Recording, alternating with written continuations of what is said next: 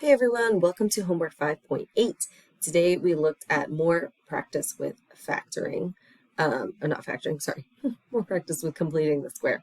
So it says add the number that would make the expression a perfect square. Next, write an equivalent expression in factored form. All right, so we are practicing completing the square. So I'm going to go ahead and start by taking half of 3. Right, which is 3 over 2, and then squaring it, so this will be plus 9/4. And then in a factored form, this would be x plus 3 over 2 squared. All right, half of 0.6, which is 0.3, and then squaring that, okay, will give you x squared plus 0.6 plus 0.09.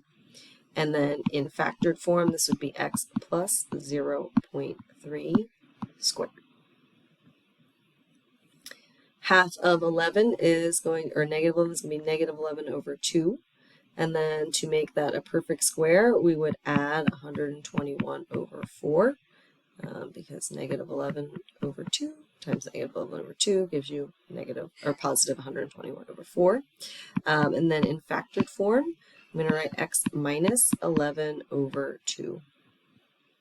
Okay. Half of 5 halves is going to be negative 5 over 4 times negative 5 over 4, which will give us plus 25 over 16. This in factored form will be x minus 5 over 4 squared. And then this one, half of 1 is 1/2. 1/2 squared is 1/4, so this will be plus 1/4. So x plus 1/2 squared. If you prefer to do that in decimals, you could also write it as x plus 0.5 squared is fine as well.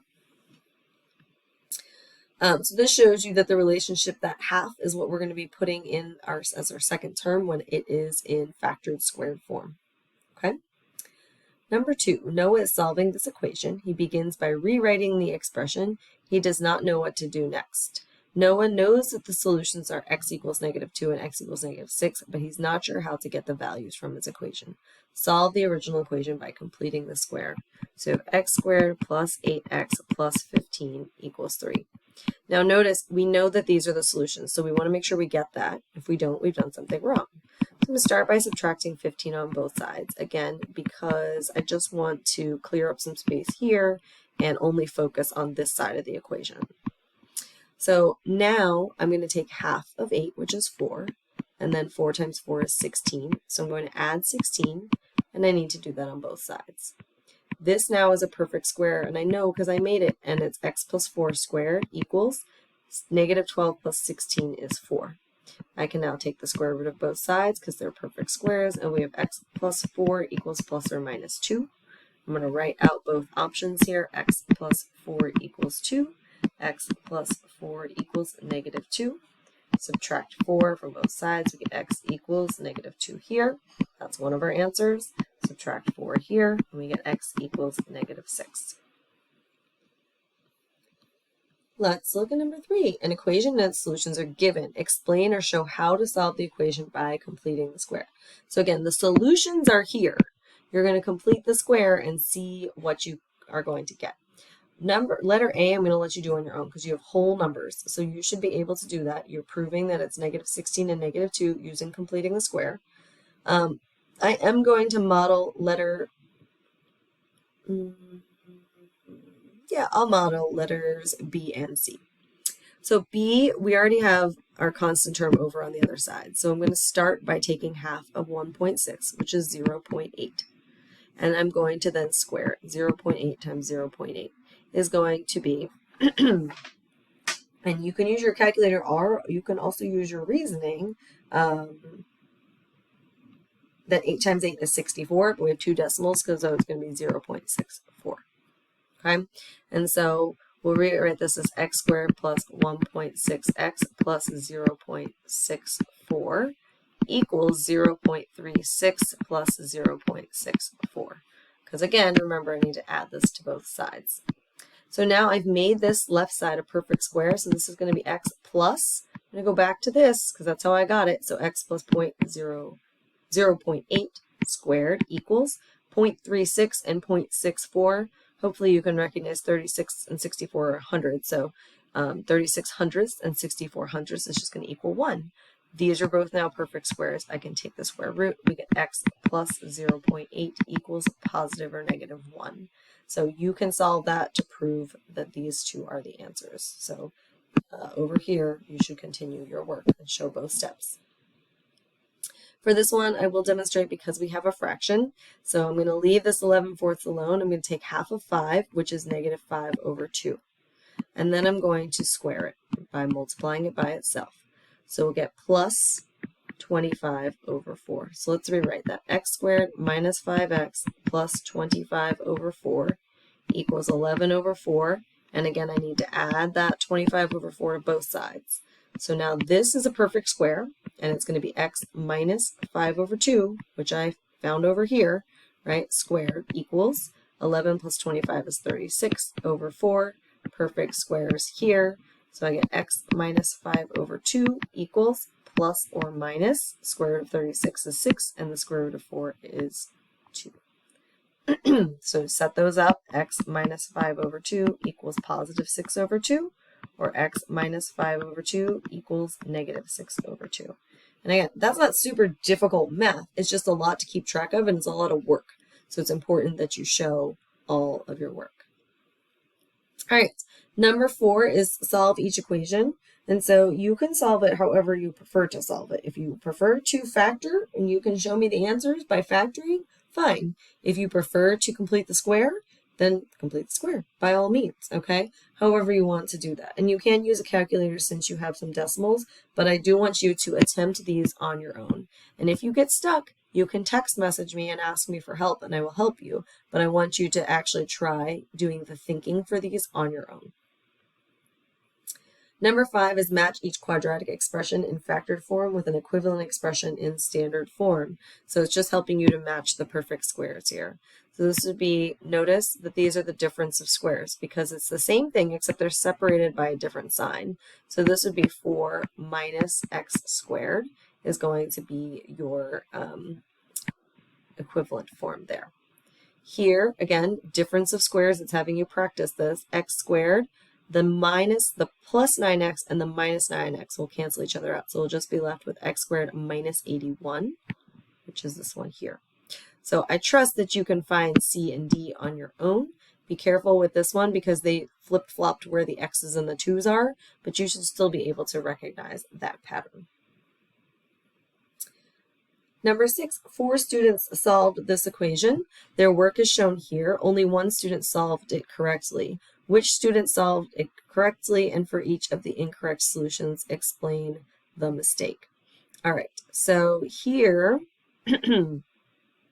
this person said x squared equals negative 225, and then they took the square root of both sides, and they got x equals 15 or negative 15. What is their error here? Well, we cannot take the square root of a negative number. Not allowed. Okay? All right. Student B said there's no solutions, and they did that this way.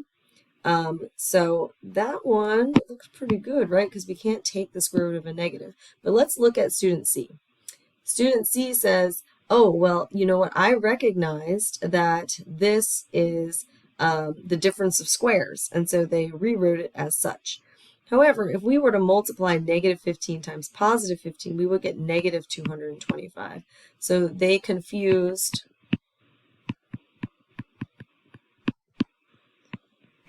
difference of squares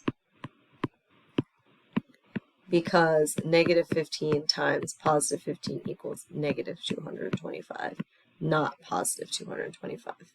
Okay, and then student D, they put the 225 on the other side, but they added it to both sides. If you added it, that would not give us this. So they did not use the additive property correctly and should have subtracted because they needed to use inverse operations. So this one means this one is correct. There are no solutions because we cannot take the square root of a negative number without getting what's called an imaginary number. All right, solve the following by factoring and completing the square. So it wants you to show both, right? And then write your solutions. So if we solve by, let's start by factoring. We're going to have x squared plus 3x minus 10 equals 18. I'm going to subtract 18 from both sides because I want to make it equal to 0.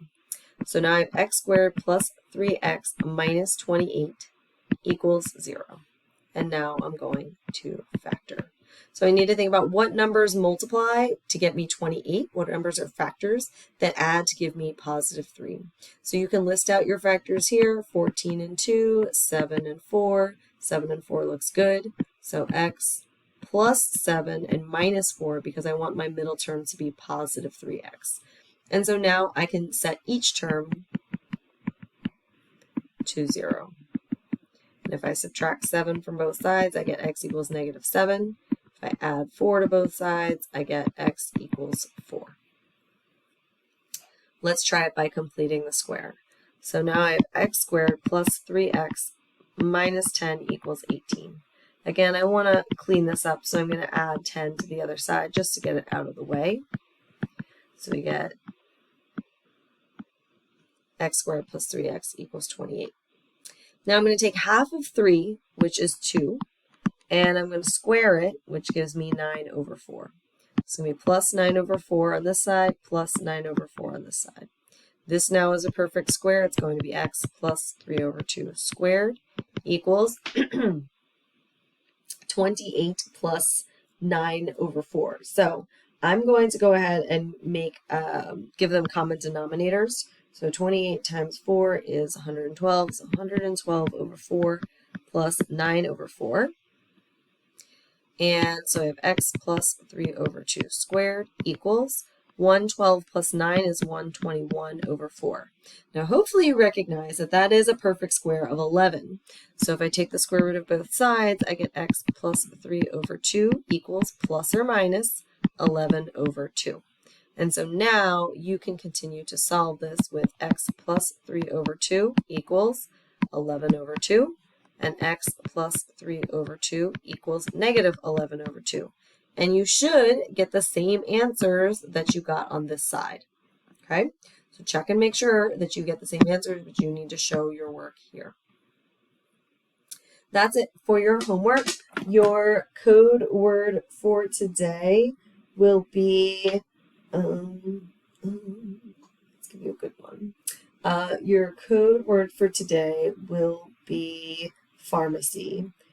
And if you can tell me what the root of that pharm, P-H-A-R-M, relates to, then I'll give you extra credit. All right, happy homeworking, and I'll see you tomorrow.